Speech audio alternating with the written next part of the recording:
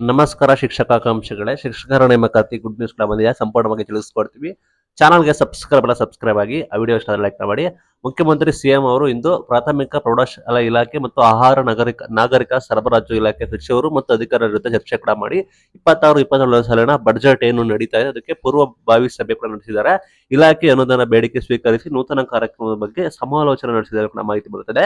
ನಿಮಗೇನು ಶಿಕ್ಷಕರ ನೇಮಕಾತಿ ಪೆಂಡಿಂಗ್ ಇದೆ, ಸಾಕಷ್ಟು ಸಮಸ್ಯೆ ಕೂಡ ಆಗಿದೆ. ಆರ್ಥಿಕ ಇಲಾಖೆ ಅನುಮೋದನೆ ಕೂಡ ಕೊಡಬೇಕಾಗುತ್ತೆ. ನೇಮಕಾತಿ ಕೂಡ ಮಾಡಬೇಕಾಗುತ್ತೆ. ಯಾವಾಗ ಆಗುತ್ತೆ ಅಂತ ಹೇಳಿದಾರೆ.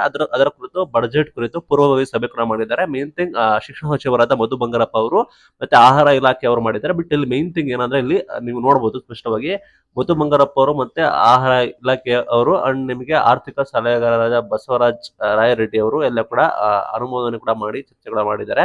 ಇಲ್ಲಿ ಬಂದ್ಬಿಟ್ಟು ಪ್ರಾಥಮಿಕ ಪ್ರೌಢಶಾಲಾ ಇಲಾಖೆಯದ್ದು ಏನೆಲ್ಲ ಕೊರತೆಗಳು ಕೂಡ ಇದಾವೆ ಅದ್ರ ಬಗ್ಗೆ ಚರ್ಚೆ ಕೂಡ ಮಾಡಿದ್ದಾರೆ. ಸಾಕಷ್ಟು ಅಧಿಕಾರಿಗಳು ಕೂಡ ಇದ್ರಂತೆ.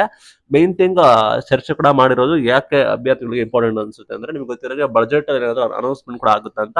ಬಿಕಾಸ್ ಶಿಕ್ಷಕರ ನೇಮಕಾತಿ ವೆರಿ ವೆರಿ ಇಂಪಾರ್ಟೆಂಟ್. ಅನುದಾನ ಆಗಿರ್ಬೋದು ಅಥವಾ ಆರ್ಥಿಕ ಇಲಾಖೆ ಅನುಮೋದನೆ ಕೊಡೋದು ಅಥವಾ ಇಂಥ ನೇಮಕಾತಿ ಕೂಡ ಮಾಡ್ತೀವಿ ಅಂತ ಹೇಳೋದು ಅಥವಾ ನೇಮಕಾತಿಗೆ ಇಂತಿಷ್ಟು ಹಣ ಮೀಸಲಾತಿ ಇಡ್ತೀವಿ, ನಾವು ಮೀಸಲಾತಿ ಇಟ್ಟಿದೀವಿ ಅಂತ ಹೇಳೋದು, ಇಷ್ಟೆಲ್ಲ ಸಾಧ್ಯತೆ ಕೂಡ ಇದೆ. ಆ ನಿಟ್ಟಿನಲ್ಲಿ ಕಾಯ್ತಾ ಇದ್ದಾರೆ. ಅಭ್ಯರ್ಥಿಗಳಿಗೆ ಕೂಡ ಆತಂಕ ಆಗಿದೆ. ನಿಮಗೆ ಗೊತ್ತಿರೋಗೆ 12ನೇ ತಾರೀಕೇನೋ ಕೋರ್ಟ್ ತೀರ್ಪು ಇದೆ ಅಂತ ಹೇಳ್ತಿದ್ದಾರೆ. ಕೋರ್ಟ್ ತೀರ್ಪು ಆ ಕಡೆ ಇರೋಣ, ಬಟ್ ಇವರು ಸರ್ಕಾರದವರು ನೇಮಕಾತಿ ಮಾಡೋದಕ್ಕೆ ಡಿಸಿಷನ್ ತೆಗೆದುಕೊಳ್ಬೇಕಾಗತ್ತೆ. ಆಲ್ರೆಡಿ ನಿಮಗೆ ಗೊತ್ತಿರೋಗೆ ನಾನಾ ರೀತಿ ಇಶ್ಯೂಸ್ ಆಗಿರೋ ಕಾರಣ ರಿಕ್ರೂಟ್ಮೆಂಟ್ ಡಿಲೇ ಆಗ್ತಿದೆ. ಅಂಡ್ ಮೇನ್ ಥಿಂಗ್ ಇಲ್ಲಿ ಮೇನ್ ಥಿಂಗ್ ಬಜೆಟ್ ಅಲ್ಲಿ ಏನಾದ್ರು ಅನೌನ್ಸ್ಮೆಂಟ್ ಕೂಡ ಮಾಡ್ತಾರ ಅಂತ ಕಾಯ್ಬೇಕಾಗುತ್ತೆ. ಅಭ್ಯರ್ಥಿಗಳಿಗೆ ಆಕಾಂಕ್ಷಿಗಳಿಗೆ ಆಸಕ್ತಿ ಕೂಡ ಇದೆ ಏನಾಗ್ಬೋದು ಅಂತ. ಬಟ್ ಬಜೆಟ್ ನಲ್ಲಿ ಗುಡ್ ನ್ಯೂಸ್ ಕೂಡ ಸಿಗುವ ಸಾಧ್ಯತೆ ಕೂಡ ಇದೆ. ಒಟ್ಟಾರೆ ಸಿಎಂ ಜೊತೆ ಚರ್ಚೆ ಕೂಡ ಮಾಡಿ ಇಲಾಖೆಯಿಂದ ಎಲ್ಲಾ ರೀತಿ ಮಾಹಿತಿಗಳನ್ನ ತೀರ್ಮಾನ ಕೈಗೊಂಡಿದ್ದಾರೆ. ನಿಮಗೆ ಪ್ರಭಾವದಲ್ಲಿ ಗುಡ್ ನ್ಯೂಸ್ ಕೂಡ ಬರುವ ಸಾಧ್ಯತೆ ಕೂಡ ಇದೆ. Thank you.